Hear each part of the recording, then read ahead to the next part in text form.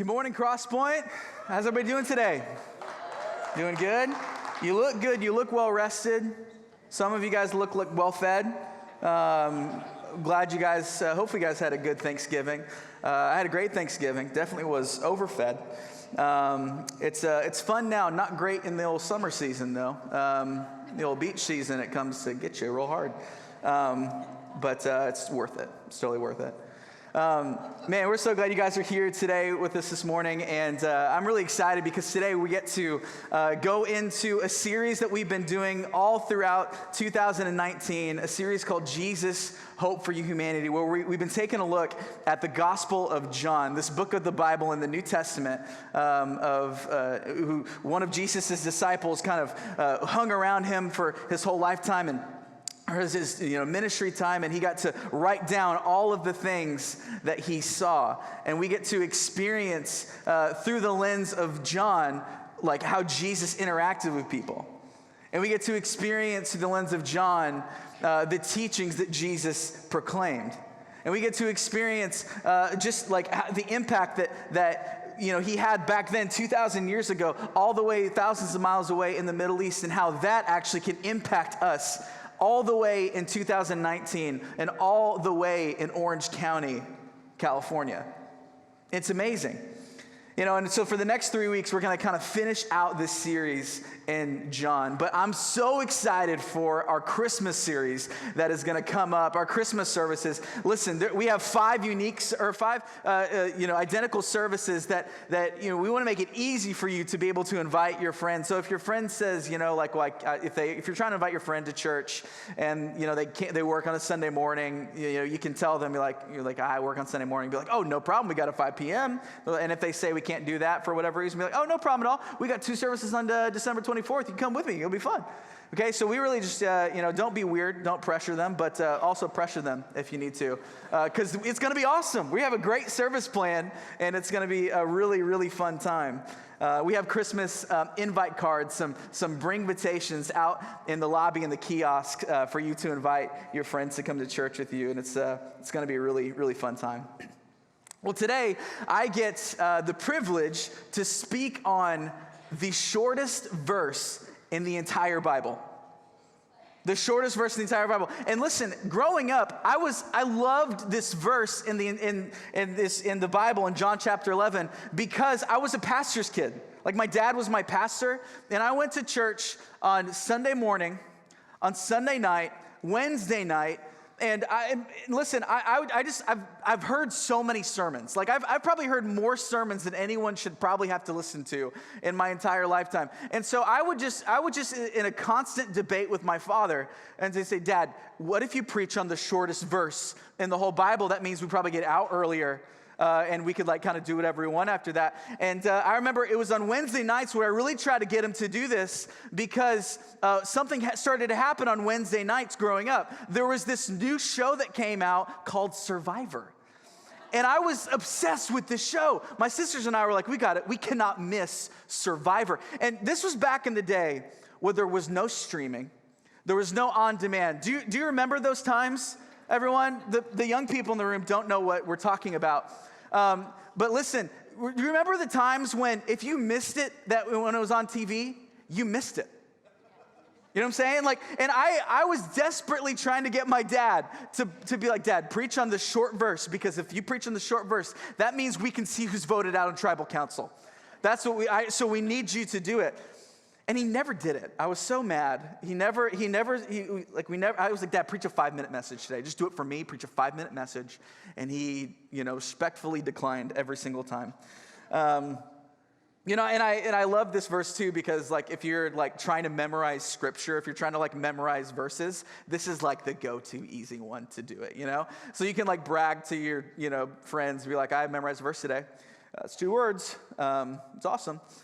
So I'm excited to kind of to do this. And if you leave today and you don't get anything else from this message, you can go and brag to your friends and show off. You're like, hey, I learned the shortest verse in the Bible.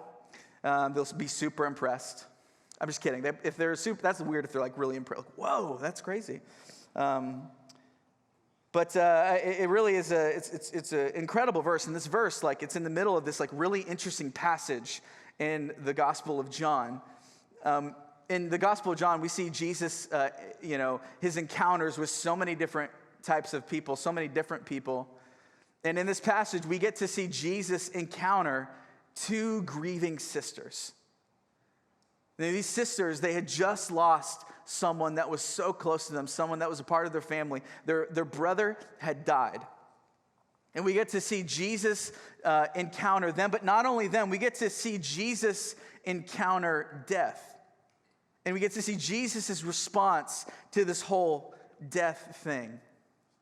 Do you remember the first time, maybe growing up, that you kind of understood what death was? Like, I remember my parents telling me a story growing up of my two older sisters. This is when I was really little. They said, my older sister Tiffany, who was just on stage a second ago, and then my other older sister Holly. And Tiffany is like a leader of leaders. She is strong-willed. She's awesome. And then my sister Holly is incredible. She's amazing. But she's more go with the flow, And so this is setting the stage for what I'm about to tell you. Tiffany and Holly, my parents dove into the whole pet world, and they got them two identical goldfish.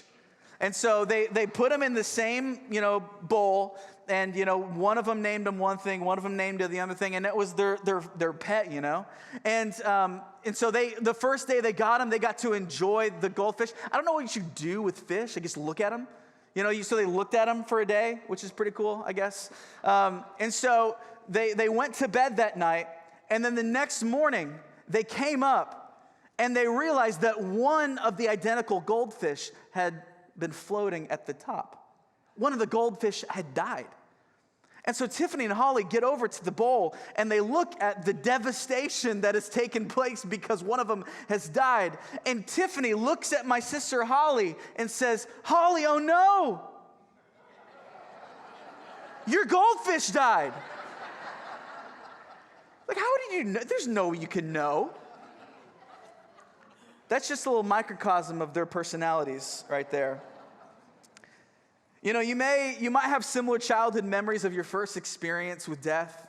Maybe you had a dog who passed away, or maybe it was a little more intense than just a pet. Maybe you had someone in your family who died. Maybe it was all of a sudden, maybe it was like a long time coming, but either way, it did not take away the pain that you experienced in that moment. Maybe, you had a close friend to you that passed away, and you were hit with this idea that we don't stick around here forever. And I think all of us kind of have this idea, like a little bit of idea growing up that, death is a thing, but it's totally different when you get to experience the effects that death has on a person. And you become keenly aware of how quickly everything can just end. And death is mankind's greatest enemy. Yet we're so powerless against it. And we're so frightened by it that so many times, so many of us our approach to death is to just only confront it when we have to. And we'll kind of compartmentalize the pain and the reality of death. And we'll just say, I don't want to deal with it because I'm scared of it. I don't know how to handle it. But then turbulence comes in life, and this monster of death will come out, and it will bite again, and all of a sudden you experience the pain and the fear of death all over again. One man put it, he said, "We each live in the shadow of a personal apocalypse."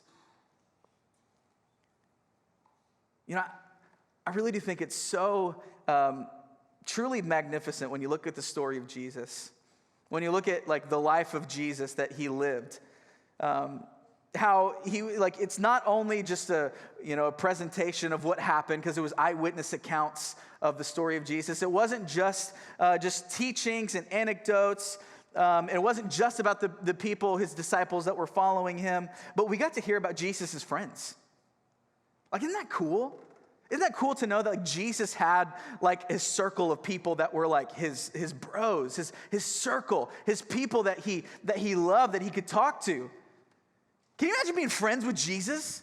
Like that'd be pretty interesting. Like I feel like I can get in petty arguments with like my best friends who I love a lot. Like one time, me and one of my best friends got into an argument about the effort given in an NBA game, and we didn't talk to each other for a day. You know, like I can guarantee you Jesus is not getting in these petty arguments like this, you know? Like Jesus, I'm sure he would be an awesome friend to have. Like Jesus, like he would always remember your birthday. Like he wouldn't even need Facebook to remind him. You know, he would probably send just like the perfect gift that you'd be like, oh, thanks, Jesus. Like that's awesome. You're like Jesus, like can you imagine, I bet he would always split the checks evenly with everybody, like immediately and never, like he'd probably like overestimate on his end, you know, like what he needs to do. Like if Jesus, I'm sure if he asked you to move, he would like buy the good pizza, like the premium pizza as payment for it. You know, Jesus, I'm sure there'd be like an awesome, like being best friends with Jesus is pretty cool. And we get to read about like a group of Jesus's like best friends. And it's a group of siblings named Martha, Mary, and Lazarus. These were Jesus's close friends. And I imagine they played a pretty significant, role in Jesus' life and actually had a pretty big contribution to Jesus, growing up. But, what's interesting is much of their contribution is off the record. Like, we don't know, like, a ton about the interaction between Jesus and this group of friends. But we do know because of what we see throughout Scripture is we see, like, Jesus loved these people. Like, Jesus spent time with these people. Like Jesus, these were like, I'm sure his confidants that he could go to. Like, and I'm sure if you were Jesus, like once he started his ministry at age 30, like it must have been stressful for Jesus. Like the pressure that I'm sure he felt, the rumors that were swirling about him. Like he had to deal with, people that were lying about him. He had to deal with people who were trying to kill him. Like he had to deal with dumb disciples trying to do dumb things. I'm sure it would be so nice for Jesus to go back to his friends and be like, you never guess what Peter did. Man, this dude's an idiot sometimes. Isn't it nice to have like a group of friends where you can just be like, man, this is what's going on in my life. Man, this is what's happening. I really do think one of the greatest gifts that God can give you is just like a group of friends that you can like do life with. And Jesus, I'm sure, is so grateful for this friendship that he has with this pair of siblings. And there's a time where Jesus is like traveling around and he's performing miracles and he's teaching about the kingdom of heaven and he's going around. All of a sudden he gets word that one of his best buds, Lazarus, is sick. And it's not just like a cough, cold, sick. It's like a for real sickness that he's getting. And I'm sure if you're Lazarus or your sister Mary or Martha, you're nervous because this is like a serious illness. But at the same time, like, you're not super nervous because like, the dude who's like healing people left and right? Like you've been hearing these stories of Jesus be like, yeah, then I healed this person. This person's about dead, healed him too. Like I would feel like I'm doing pretty okay. Like I've got an in to Jesus, this guy who's healing everybody. And so they're like, this is kind of getting serious, so we probably need to let Jesus know. So they end up sending Jesus a message, and they send him a short message, like honestly, very short message. Like if one of my siblings is on the verge of death, I'm writing papers to whoever I need to get in contact with all the merits of why they should, come and they should save my siblings. But this is what they said to Jesus in John chapter 11, verses 3. And so the two sisters sent a message to Jesus telling him, Lord, your dear friend is very sick. Some other translations say, Lord, the one that you love is sick. This is, but when Jesus heard this, or heard about it, he said, Lazarus' sickness will not end in death. So it happened. It happened for the glory of God, so that the Son of God will receive glory from this.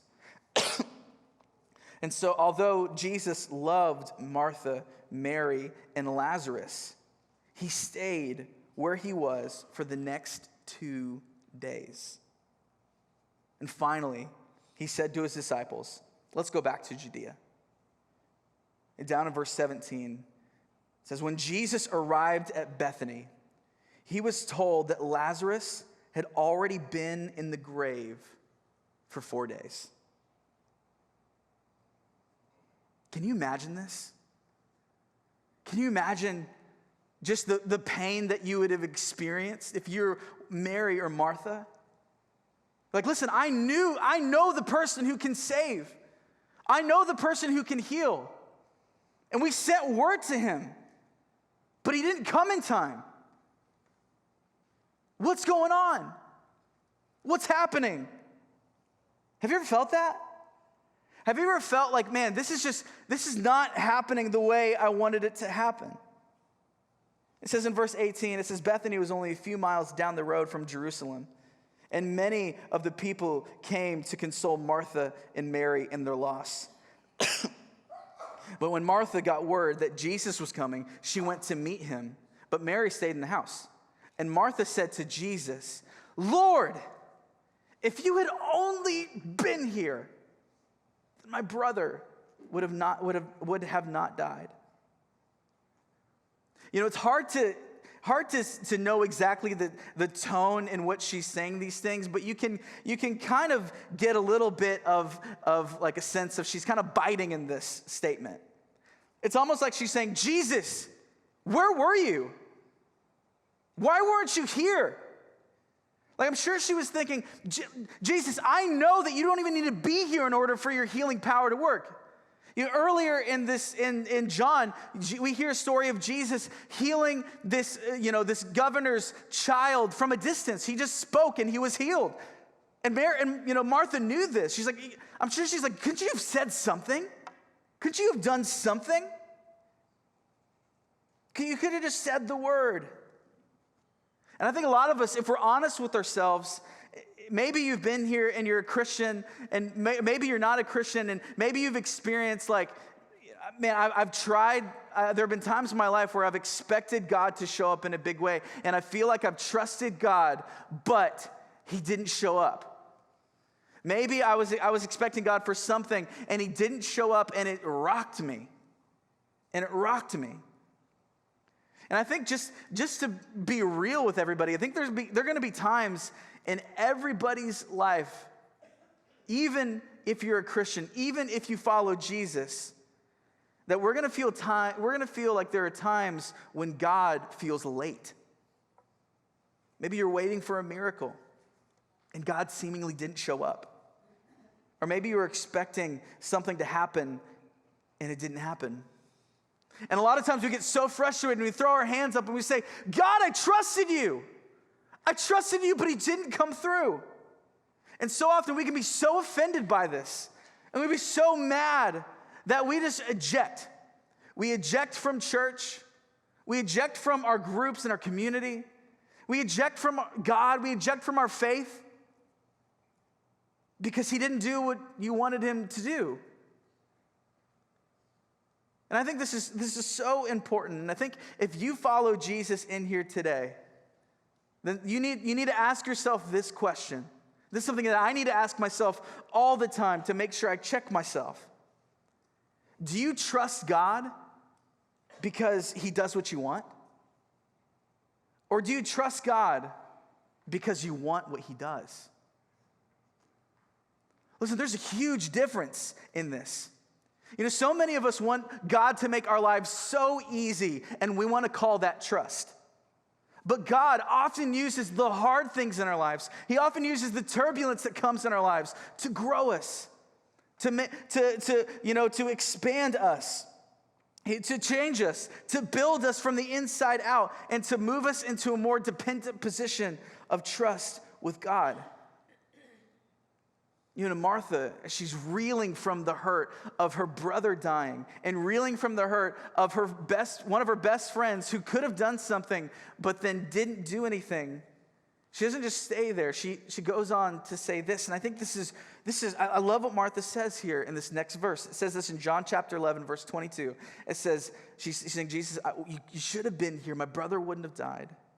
But even now, I know that God will give you whatever you ask. You know, in the middle of her grief, She still believes that Jesus has the power to save. In the middle of this devastation that she's feeling from this death monster that came out and it bit her family, she still goes to Jesus. She still goes to him in the middle of her devastation, and Jesus responds to her this way. And he says this, Jesus told her, "Your brother will rise again." She said, "Yes," Martha said, "he will rise when everyone else rises on the last day." And Jesus said, No, listen, Martha, you're not getting it. I am the resurrection and the life. Anyone who believes in me will live, even after dying. And anyone who lives in me and believes in me will never die. Do you believe this, Martha? And I think this is so interesting that Jesus kind of like reminds Martha and presents truth to her and presents like this theology to her. And he's saying, he's like, "Martha, I'm the resurrection and the life." She's like, "Jesus, I know there's going to be a resurrection sometime." He goes, No, you don't understand. I am the resurrection. Jesus is not saying here, he's like, hey, he's not saying that he has access to healing power. He's saying, I am the healing power. I am the resurrection power. And Jesus gives this first grieving sister a dose of truth and like theology. But when the second sister comes, the second grieving sister, he responds in a different way. Listen to this. It says this in verse 32. It says, when Mary arrived and saw Jesus, she fell at his feet and said, "Lord, if you had only been here, my brother wouldn't have died." She says the exact same thing to Jesus. She says the exact same thing, but Jesus, he responds in a different way. He doesn't respond with the truth and theology right at this moment. He did this. He kind of just doesn't respond really at a lot right here. In verse 33, it says, when Jesus saw her weeping, and he saw the other people that were wailing with her, a deep anger welled up within him, and he was deeply troubled. Like Jesus doesn't give like a lesson in truth right here. He just gets angry. And then we get to see the shortest verse in the Bible. The verse that I love to memorize because it made me feel like I was accomplishing something. But this verse right here is way more than just a novelty verse. Like these two words that we're about to read contain so much of the depth and the insight and the character and the nature of Jesus.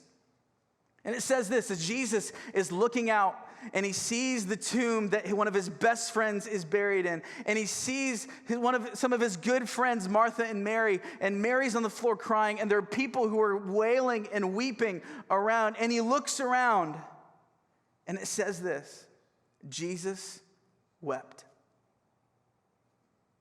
You know, at this time in Jewish culture, there'd be people who would come and they would kind of be like professional mourners.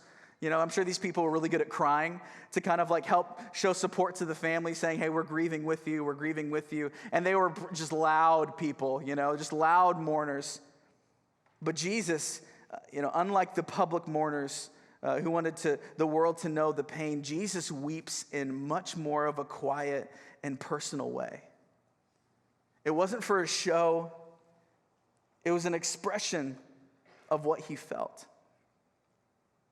And right after he weeps, it says this, Jesus was still angry as he arrived at the tomb, a cave with a stone rolled across its entrance. So, okay, at this point, I'm going to kind of spoil the end of the story for you. Jesus resurrects Lazarus, okay? So just spoiler alert, that's what happens. Some of you are going to be like, I wanted to know what happens. It's what happened, okay? That's what happened. But listen, I just think this is so interesting, though. Because if I'm Jesus, and I know that I'm about to bring the house down with the best thing ever, if I know that I'm about to raise one of my best friends from the dead, and I'm going to effectively stop and shut down this funeral, I'm not going to respond the way Jesus is responding in this. You know what I'm saying? Like Jesus, he's responding in anger and weeping. But if I'm doing this and to be honest with you, I'm going to be pretty excited. If I know, I'm like, oh guys, Okay, it's all good. You don't even know what's about to happen, what I'm about to do in this place. You don't even know. It's gonna be awesome. It's like when a parent has like the best present for their kid in the garage, and like all the presents have been opened, and they'll be like, well, I guess that's it, huh? I guess that's it. There's no more presents left, right? You know, they can't contain it, and like they're like, oh, just kidding. There's one more present, you know, and it's like the best one. Like this is what if I was Jesus, I would be acting like this. You know, I would just be like really excited. I would be like, hey, it's okay though. It's fine. You don't know what's about to happen, but it's okay. It's going to be good. You don't even ask about it. It's going to be awesome. But Jesus doesn't do this. Like I feel like those are appropriate responses if you know the end of what's going to happen. Like maybe you'd be rubbing your hands together and be like, wait till you see what's about to happen in 30 seconds. Oh man. But Jesus knew that he was about to raise Lazarus from the dead. He knew this. Yet even still, his response to what was going on was anger, and it was weeping, and it was mourning, and it was anguish, and he was full of sorrow. And when I was looking at this, I'm like, why was he so filled with sorrow and anger during this time when he knew what was about to happen? You know, there's actually a better translation of when it says when Jesus got angry. A more accurate translation in the English language would be that Jesus was furious. Like Jesus was he was bellowing in rage. Like these are strong words and strong terms. Like they said he's roaring with rage. So what was he roaring against? What was he raging against? And there's no indication that he's mad at the family for having a lack of faith at what's going on. There's no indication that he's mad at himself for allowing this to happen. What was he so mad at? What is Jesus so angry with? The thing that Jesus is so angry with, and the thing that makes him well up with rage and weep, is because Jesus hates the effects of sin and death. He hates that we have to live in a world where we experience the hardships of this monster of death that comes up and bites us every once in a while. He hates that we have to experience this. He hates that we have to experience pain. He hates that we have to experience loss. He hates that we have to experience death. And Jesus looks at this tomb that represents so much more than just this individual death, and he rages against this because he was in this rage saying, this was not a part of the original plan of God. God did not create evil and suffering. God did not intend, God did not want you to experience all that you experienced. The reason we experience the pain and the evil and the suffering is because we sinned. We rebelled against God. And I think it's so interesting right here when you look at Jesus. This is like an incredible peek into both the humanity and the Godhead of Jesus. Like we believe that Jesus was 100% God, but he was also 100% man. Like he was not 50% and 50%, he was 100% and 100%. And God came down from heaven because he saw that we were experiencing pain and suffering from the effects of sin in our life. We were experiencing this thing that was undefeated called death. And he hated it. He hated it because he loves you. He loves you. Maybe if you're in here today and you're going through something difficult, maybe today you just need to hear that God hates that you have to feel the way you're feeling, and he hates that you have to go through what you're going through. And he hates it because he loves you. And he doesn't want you to experience any pain. And he actually just wants good things for you. He wants you to experience life and blessing. And so God devised this incredible rescue plan of all ages. And he sent his son, Jesus, to humble himself. Can you imagine the God of the universe humbled himself into a man of no reputation?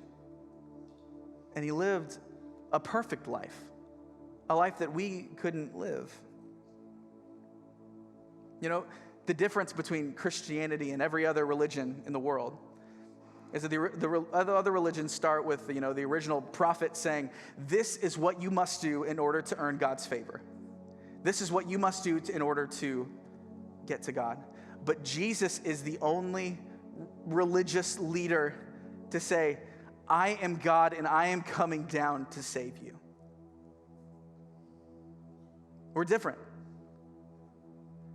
So Jesus lived a perfect life. Because God is so generous and rich in mercy, and he's powerful, and even though we don't deserve it, even though we've messed up, we're the ones who messed up in this relationship. Jesus says, I hate this so much and I get so angry at sin, so I'm going to do something about it. And so Jesus, he died on a cross for us. And he solves this problem of sin for us in our lives. And I love in this verse, and when we see this next verse, when he calls Lazarus out, it's almost just like a picture of what he's about to do for everybody. It's a picture of what he wants for every single person in this world. And it says this in verse 43. Then Jesus shouted, Lazarus, come out. And listen to this. And the dead man came out. His hands and his feet were bound in grave clothes. His face was wrapped in a headcloth. And Jesus told them, unwrap him and let him go. We got to experience how Jesus himself is this resurrection power. How he himself is life. And Jesus looks out to Lazarus, and I believe he looks out to us today. And what he called out to Lazarus, he wants to call out to you. And he says, listen, you've lived in death and defeat for too long. You've been too afraid of this thing called death because of sin. And so what I'm going to do is I'm going to put an end to it. And he calls you from death into life. But the thing that Jesus had to do, someone still had to pay this sin debt that we have. Because God is so perfect, and he's so holy, and he's so just, and he's so righteous that he can't let any sin come into his presence, but he wants us to be in his presence. And so they devised the plan. And so Jesus, as he's hanging on the cross, he takes on all of your sin and all of my sin and all of the world's sin. And when he died, your sin died. And the power that it had over you died. And he was put into a grave. And in order for Jesus to call out Lazarus from his grave, he was going to have to himself go into a grave. And on the third day, the stone rolled away. And much like Lazarus, we got to see the resurrection power of Jesus come into play. And Jesus came out of the tomb. And when he came out victorious, he stood over death and sin and everything that was holding us down. And he says, you don't have any power anymore. You don't have any stay anymore. The last word, death always had the last word. Death was always undefeated. Undefeated no more. He said, this is not going, the sting of death, although it may hurt for a second, is not your biggest problem. I solved your biggest problem. I was talking to one of our church members here a couple weeks ago, and his mom passed away. She was in her 90s, and I went to talk to him about it just to see how he was doing.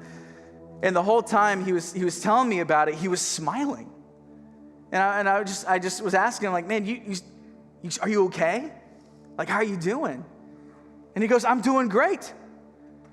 He said, just before that, just like a couple months before, his mom, who was in her 90s, she heard the story of Jesus again. And it was there where she decided, you know what? I want that resurrection power for me. I want to be a part of that. And she accepted this good news of Jesus. And she turned from her sin and she trusted Jesus to save her. And I talked to him and he was smiling. He goes, it's the worst thing that can happen isn't the worst thing that can happen anymore.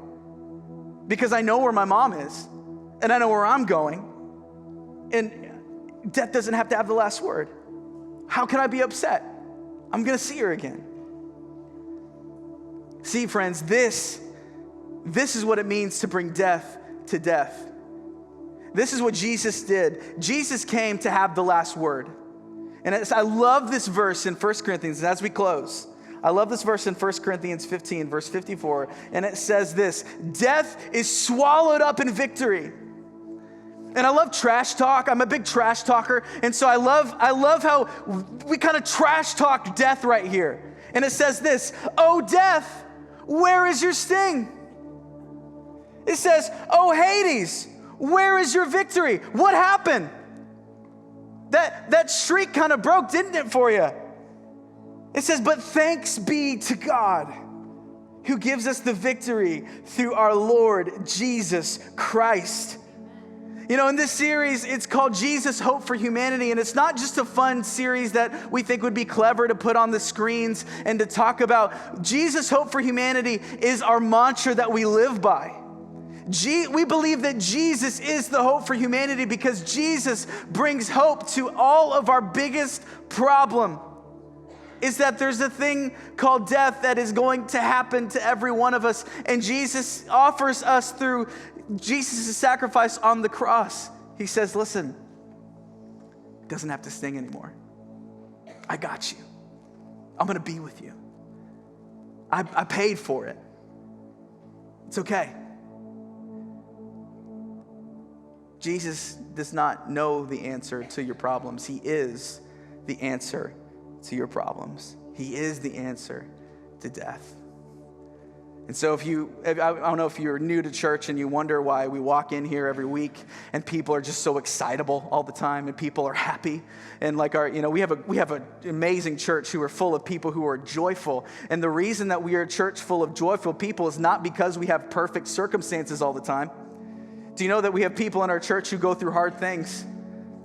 And we know that those people, we have a joy that's even beyond our current circumstances because we know Jesus and we have asked him to take full control of our life. And no matter what,